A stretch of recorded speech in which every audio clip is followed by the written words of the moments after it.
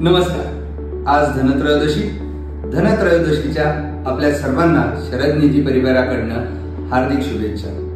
मी एक किस्सा घेऊन आलोय. खूप मजेदार किस्सा आहे. माझ्या मुलीला दिवाळीचा ड्रेस परचेस करायला मी छत्रपती संभाजीनगर येथे गेलो. तिथे माझे गुरुवर्य माझे शिक्षक मला भेटले आणि त्यांचा तो किस्सा आहे.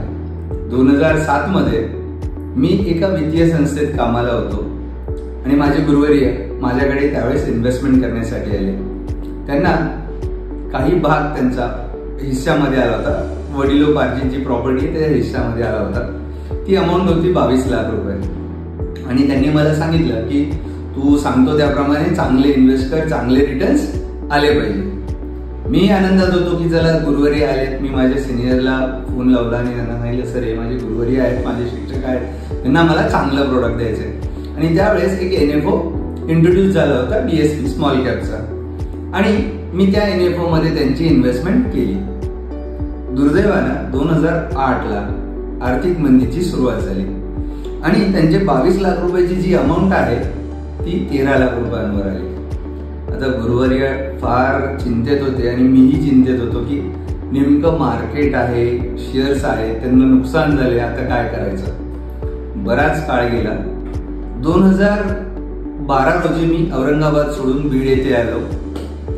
माझ्या आईची तब्येत चांगली नसल्यामुळे मला बीडला यावं लागलं औरंगाबाद सोडून. आणि त्या दरम्यान त्यांची जी व्हॅल्यू होती ती साधारणतः 25 लाख 10,000 समथिंग अराउंड इट झाली.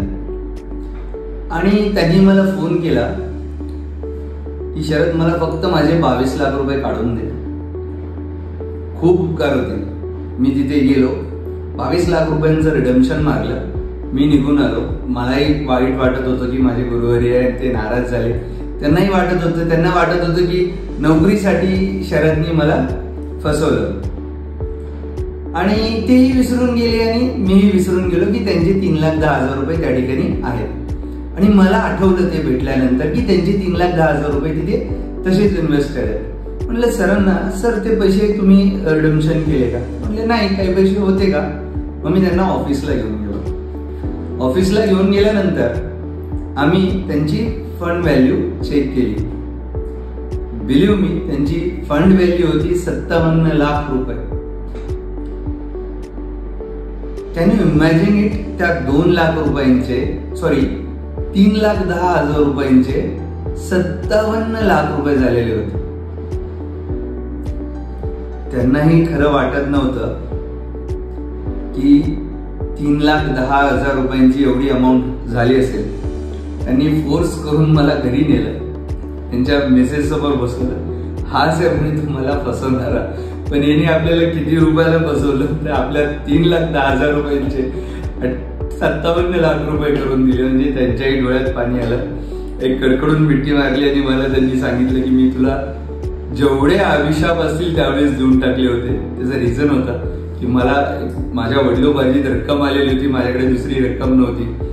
पण त्याची परतफेड अशी होईल त्यांनाही वाटलं नव्हतं आणि खरं सांगतो मलाही वाटलं नव्हतं. शरद नीती किंवा मी ज्यावेळेस तुम्हाला प्रोडक्ट देतो त्यावेळेस माझ्या डोक्यामध्ये एकच गोष्ट असते की कुठल्याही प्रकारे तुमची वेल्थ क्रिएट झाली पाहिजे.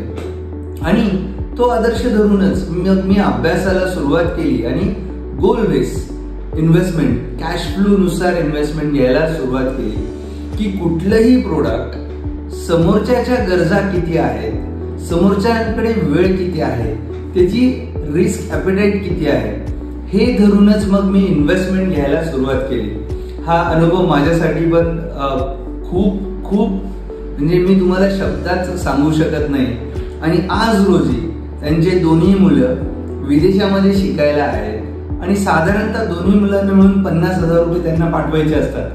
तर रिसेंटली मी त्यांना स्वॅप सुरू करून दिलं त्या पैशांमध्ये 50,000 रुपयांचं.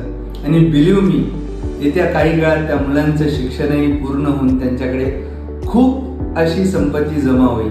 माझ्याकडे रिटायरमेंटचे काही लोक आहेत ज्यांचा मी कॅश फ्लो सांभाळतो. रिटायर्ड झालेले आहेत, तो त्यांचा शेवटचा पैसा आहे.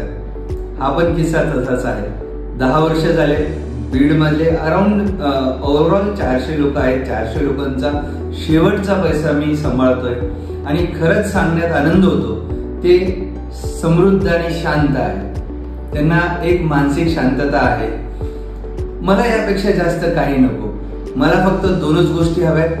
माझा इन्व्हेस्टर माझ्याकडे जो इन्व्हेस्ट करतो त्याला फक्त मानसिक शांतता मला द्यायची आहे आणि बँकेपेक्षा 2 ते 4% रिटर्न मी त्यांना जास्त कमवून द्यायचा प्रयत्न करतो. त्यांची वेल्थ क्रिएट करायचा प्रयत्न करतो.